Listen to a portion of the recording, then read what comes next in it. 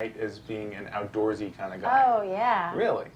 Well, yeah, there's this place actually about 45 minutes or so from his parents' house, and we'd drive out there almost every weekend. There's woods, and there was a pond, and so that's where we would always go. And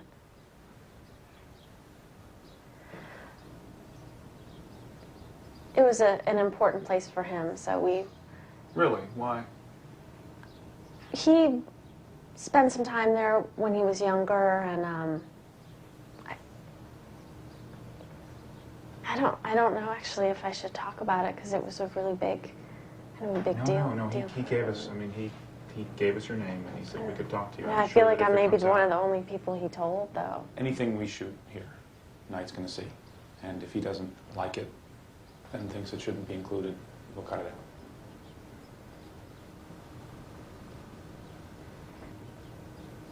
He was about, I think it happened when he was 10. And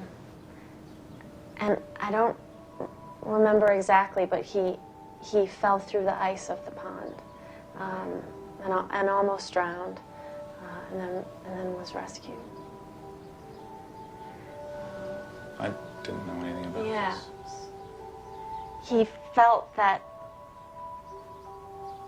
what happened that day really kind of marked him in a way. And he actually gave me the watch. He was wearing a watch when it happened. And he gave it to me. Really? Yeah. I don't even know if he remembers. Do you have it? Yeah, of course. Would you show it to me?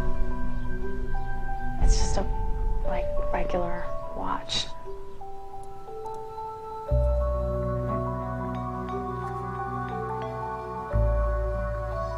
6:30. Stopped when you fell in. Just kept it that way.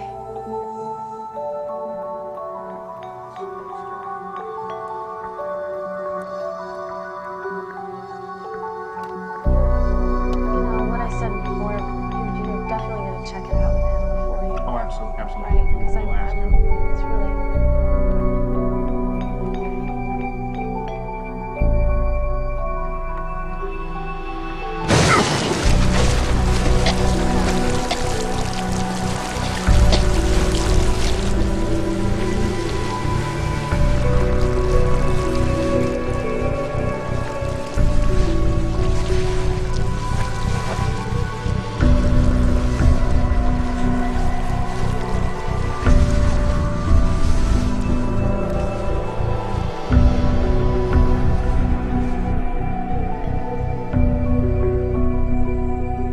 What happened that day really marked him.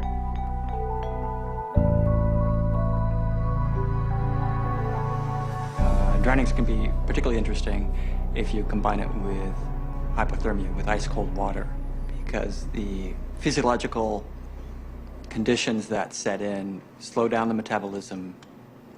They reduce the brain's need for oxygen. You can be clinically dead for an extended period of time and still be resuscitated. Well, where are or what are they? It's a gray area. We want to think of the world black and white, life or death. But they're somewhere in between. But there must be a limit, right? At some point, it's just gone too far. They won't be able to bring you back. We don't know what that limit is.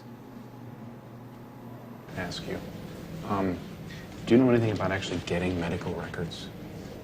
Or are they completely, is it... Today, that would be impossible without the person's consent. Uh-huh. There are, just within the last couple of years, there are absolutely ironclad rules that make it impossible for anyone other than the patient. If the patient's not asking for it, you can't get it.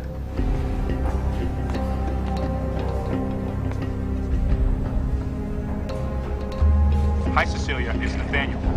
Sorry we're running a little bit late. We got stuck doing some things for the film, so just hang in there a little bit longer and we'll be there soon. Yes. Thanks. Bye.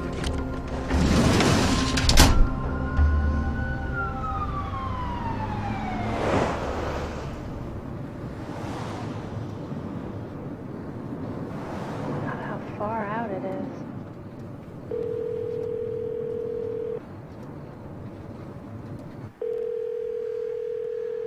Hello? Hello, is this Mrs. Shyamalan? Yeah. This is Nathaniel Kahn calling. I just wanted to ask you a couple questions about Knight, about when he was little. Oh, okay. Does this look at all familiar? Yeah, actually.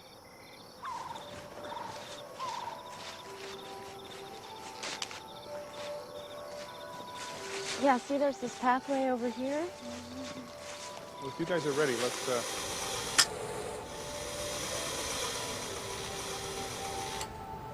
He's even as a, very early childhood, he was a very nice kid. Every mother would like to have a kid like that. But then as he grew up a little bit, he was getting into this movie making thing as his hobby. Mm-hmm. Writing stories after stories, He'll be typing away something at 1 o'clock in the night,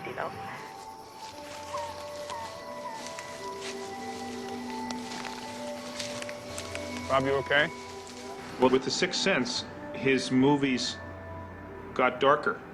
I don't know, because he used to be afraid to be alone, He never mentioned anything that he saw or anything like that. But sometimes he'll be sort of afraid of certain things, He was afraid of certain things? Right, yeah. Afraid of the dark?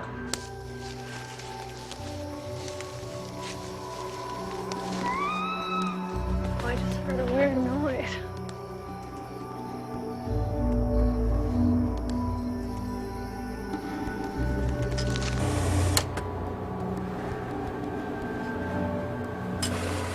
An arrest warrant for acts of witchcraft.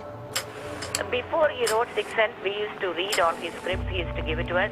Sixth Sense, he didn't give it. From Sixth Sense onwards, he doesn't give me any copy, He doesn't show you the script? No.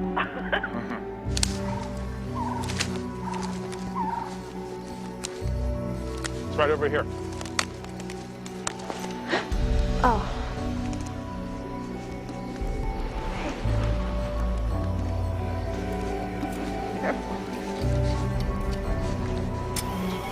In June of 1863, an Oxford area farmer named David Westover drowned under reportedly mysterious circumstances in Cole's Pond near Marshallton.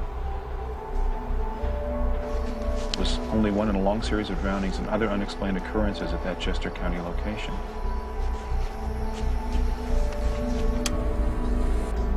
Situated over a deep geologic cleft, the pond was long reputed to be bottomless, as the bodies of many of its victims were never recovered.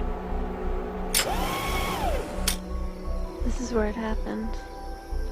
There was a deer that had fallen through the ice, so he went out onto the ice to help the deer. And that's when he fell through. Did he ever have an experience involving water at all? Water? Yes. A bad experience involving water. I don't think so. No. I can't recall anything. He said at first he struggled, and then after a bit he just stopped and became really still. It was reported that Cole's Pond had claimed yet another victim. Passers-by had been attracted to the site by a loud and mournful wailing, and there at the edge of the pond they found young Josiah Bedford, cradled in his keening mother's arms, dead from drowning.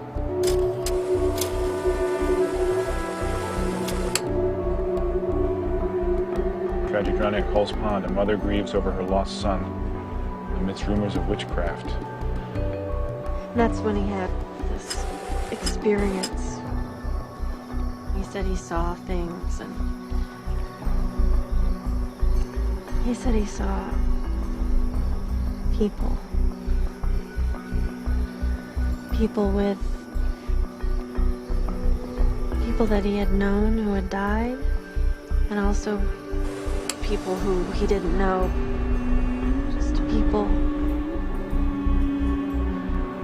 With her husband and child both taken from her in the same manner, Priscilla Bedford had carried the body of her young son into the lake and drowned herself as well, as if delivering him to his maker in person.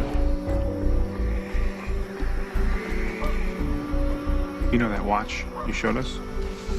It stopped at 6:30 when he fell in.